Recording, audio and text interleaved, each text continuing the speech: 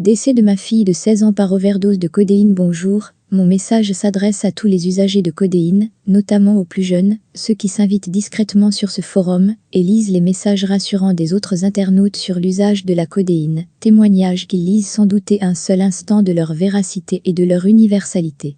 Avant ce 22 avril 2017, je n'imaginais même pas l'existence de ce forum. 10 jours passés au chevet de ma fille de 16 ans plongée dans le coma m'ont permis de cultiver mon ignorance sur les nouvelles drogues en vente libre en pharmacie à destination des adultes fragiles et des adolescents. Pauline était belle, intelligente, vive d'esprit, sportive. Et nous menions une vie de famille agréable avec mon mari et ses demi-sœurs malgré un mal-être ponctuel de Pauline, qui ne se trouvait pas belle, mal-être que je mettais sur le compte de l'adolescence et des bouleversements hormonaux. Nous venions de passer 10 jours formidables de vacances sportives, comme elle les aimait 3 jours, dans un parc aventure pour lui faire plaisir, acrobranche, saut en chute libre, bouée tractée en mer, des activités extrêmes. C'était Pauline, elle allait bien, et rayonnait la joie de vivre, je l'admirais tellement. Il a suffi d'une décision de rupture avec son petit ami, d'un chantage au suicide, de menaces, pour que Pauline ne trouve d'issue que dans quelques noms, que vous connaissez tous ici, Tramadol, Clipal, codéiné, Paderil.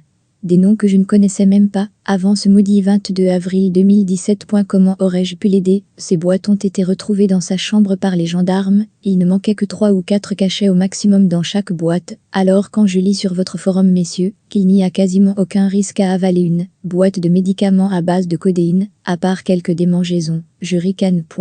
Messieurs, vous n'êtes pas médecin, et votre expérience personnelle, avec telle ou telle drogue est loin d'être une vérité universelle.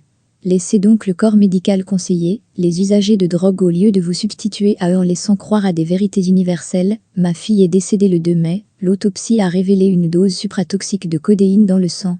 Nous l'avons retrouvée dans son lit le 22 avril au matin, inanimée, les lèvres bleues.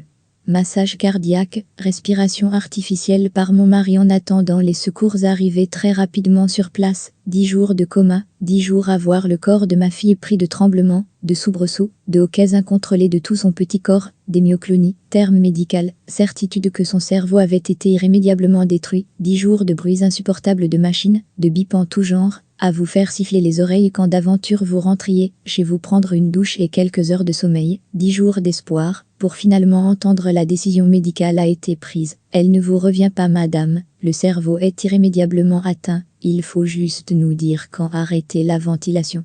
Alors oui, vous pouvez continuer à expliquer comment faire une CWE pour vous shooter à la codéine, et à en minimiser les effets secondaires sur ce forum. Ce que j'aimerais vous dire, c'est que consommer de la codéine, cela peut aussi vous tuer et détruire une famille. Je voudrais aussi vous dire que, déjà engagé politiquement auprès de nombreux élus locaux, je vais me battre pour interdire la vente libre de ces médicaments en pharmacie, comme cela est déjà le cas dans d'autres pays. Enfin, je vais me battre pour informer les parents des dangers réels de la codéine, dangers qui peuvent certes aller des simples démangeaisons à l'arrêt cardio-respiratoire, et à la mort du cerveau en 3 minutes par surdosage accidentel.